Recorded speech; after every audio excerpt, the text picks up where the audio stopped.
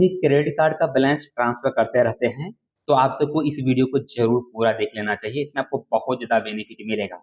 सबसे पहले बताता हूँ कि जीएसटी कहाँ कहाँ आपको भी पे करना पड़ेगा। नया अपडेट के अनुसार ये जीएसटी बिल पेमेंट आपको पता हुआ कि इससे पहले हम लोग क्रेडिट कार्ड का जब ट्रांजेक्शन करते थे हम लोग को एक भी पैसा चार्ज नहीं देना पड़ता था, लेकिन कुछ दिन के बाद इसके ऊपर एक चार्ज भी लगा दिया गया और साथ में जीएसटी भी पीछे से लगा दिया गया, मतलब आपको जीएसटी भी इंक्लूड कर दिया गया है। अगर यहाँ पर मान लीजिए कोई एप्लीकेशन हमसे 2% चार्ज लेता है तो उसके ऊपर आपको 18% जीएसटी भी अभी आपको देना पड़ेगा। और ये चीज टोटल ना 6 कैटेगरी में डिवाइड कर दिया गया। सबसे पहले interest on credit card EMI. अगर आप क्रेडिट कार्ड का बैलेंस निकालते हो जिसमें आपको पता होगा कि इंटरेस्ट जो है ना उसके ऊपर भी आपको जीएसटी लगेगा ही लगेगा। मतलब अगर आप मान लीजिए कि एक मंथ में 10,000 रुपया निकाले हैं उसको आप ईएमआई में कन्वर्ट कर दिए हैं तो उसके ऊपर जितना भी इंटरेस्ट लगता है, मान लीजिए आप 200 रुपया लगता है तो उसके ऊपर आपको 200 रुपया प्लस आपको 18% जीएसटी मिला के पे करना पड़ेगा। यहाँ पे सेकंड नंबर पर आता है प्रोसेसिंग फी। अगर अगर मान लीजिए आप ईएमआई करवाने के लिए जाते हैं और क्रेडिट कार्ड का बैलेंस अगर आप यूज करते हैं उसको ईएमआई में कन्वर्ट करने के लिए आपको प्रोसेसिंग फी भी देना पड़ता है।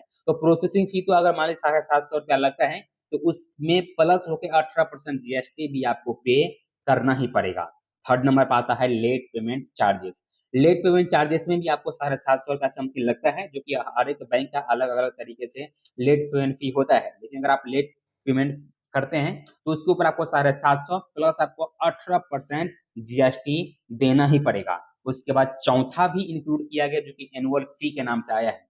एनुअल फी में भी आपको पता होगा कि भी हर एक बैंक का क्रेडिट कार्ड का जो है ना अलग अलग तरीके से एनुअल फी रहता है। लाइक मान लीजिए आप एसबीआई का कोई भी क्रेडिट कार्ड यूज करते हैं जिसका एनुअल फी है 500 रुपया, तो 500 प्लस आपको 18% जीएसटी मिला के उसका बिल पेमेंट करना पड़ेगा। और लिमिट चार्जेस, अगर आप लोअर लिमिट चार्जेस को अगर आप यूज करना चाहते हैं तो उसके ऊपर भी ओवर लिमिट आप यूज कीजिए, कोई दिक्कत नहीं है, लेकिन आपको 18% जीएसटी देना ही पड़ेगा। छठा नंबर पर आता है इंटरनेशनल ट्रांजेक्शन। अगर आप इंटरनेशनल ट्रांजेक्शन भी करते हैं तभी आपको उसके ऊपर भी ना 18% जीएसटी पे करना पड़ेगा। मतलब ये 6 तरीका है जिसपे आपको भी 18% जीएसटी इंक्लूड करना ही पड़ेगा। और बता दूं कभी सितंबर मंथ में एक और अपडेट आ रहा है जिसमें आपको पता होगा कि इससे पहले हम लोग सिर्फ 2,000 रुपया ही फ्री में ट्रांसफर कर पाते थे क्रेडिट कार्ड का, लेकिन अभी आपको 2,000 के ऊपर भी 18% जीएसटी लग जाएगा। लेकिन ये जो 18% जीएसटी लगने वाला है ओनली फॉर रिसीवर को लगने वाला है। मतलब आप किसी भी मर्चेंट वाले को अगर पेमेंट करते हैं तो उसके ऊपर आपको जो है 18% जीएसटी, आपको नहीं बल्कि जो रिसीव पेमेंट करने वाला है सामने वाला